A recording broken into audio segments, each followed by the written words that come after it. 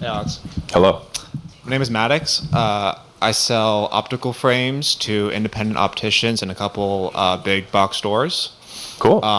Last year we did just over 4.5, and the problem that I'm facing is a growing market but a shrinking channel. Okay. So You mean it's consolidating? yeah, Yeah. private equity has been rolling up for the last couple years. We went from 13,000 independent opticians to 12 in like 24 months. And also competitors have their own branches that are doing this in-house. So, we're selling a commodity product. Margins aren't great. Kind of been built on relationships and road warriors. And I'm trying to figure out if I continue to ignore the end customer or if I look at, building a consumer-facing brand that has a little bit more leverage, has some inbound demand. That's the kind of crossroads. Did revenue go down? It's been flatlined for a couple years, a few years. Okay.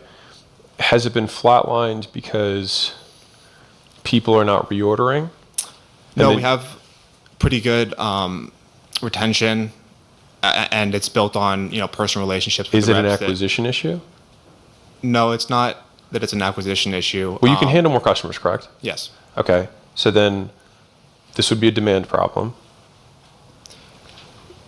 Our reps need to service local accounts, so they go and it's not a one-time sale. They need to be ongoing service. They want to see them every month or so. Okay.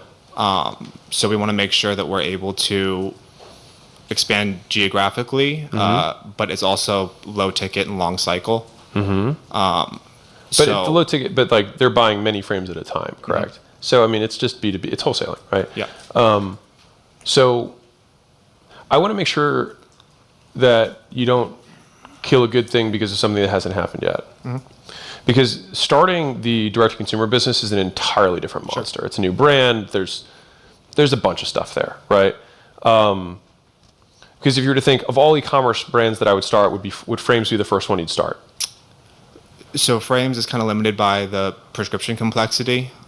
This would be just establishing consumer awareness around a brand, but you could sell peripheral products, sunglasses, that kind of thing, right? Yeah. And then, is that the company that you would start fresh? Yeah.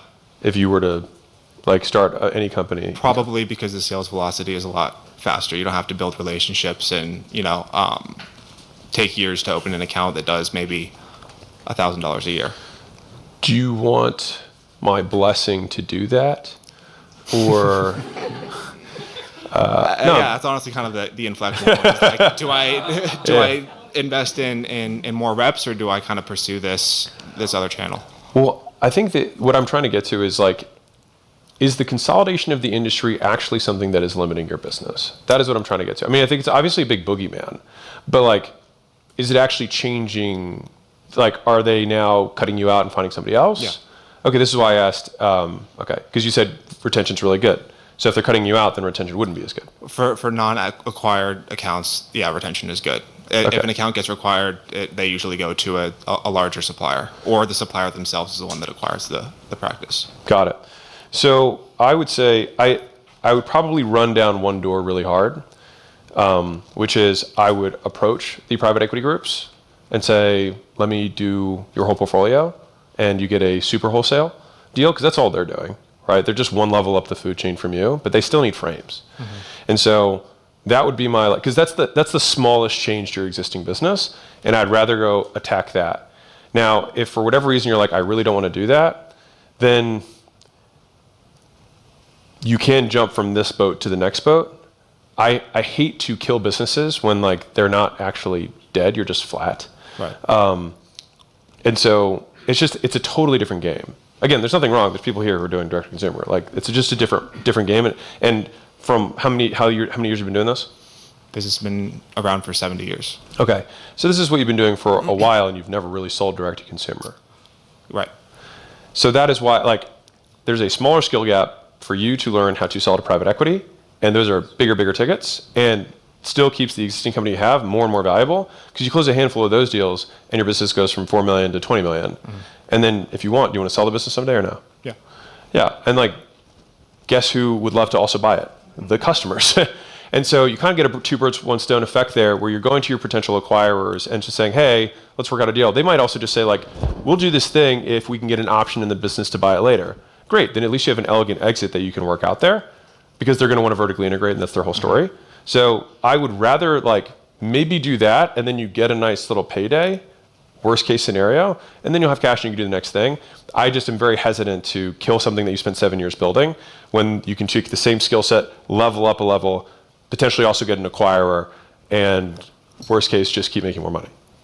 I would say this is less killing something. This is, and I understand that's a completely different animal. I would say that the goal would be to generate inbound in a way that we're not currently doing because the reps are serving local Like accounts. inbound from optometrists? Mm-hmm. Oh, I think that's going to be not the most likely. I think you'll just sell people sunglasses. Yeah. I don't think you're just going to all of a sudden get optometrists inbound.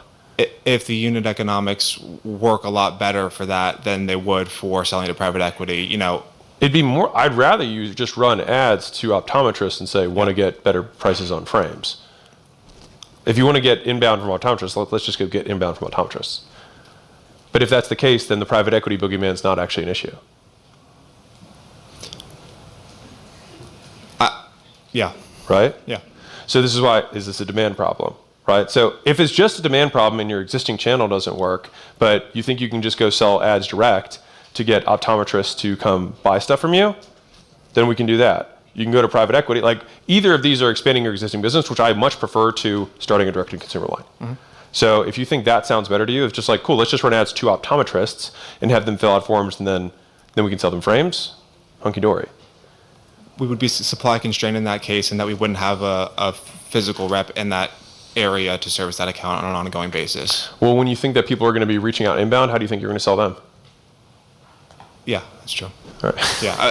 All right. I think you can just do a phone sell. Yeah.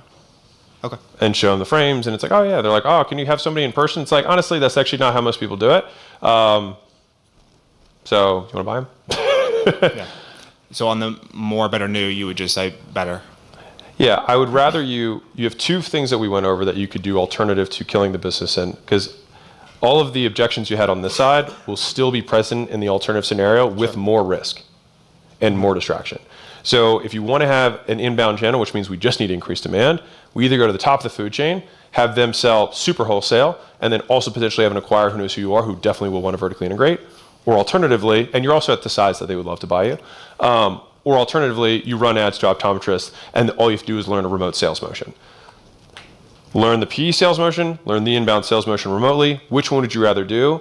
That's probably the much lower risk next step to, I'm going to start a consumer brand and then hope optometrists respond to it.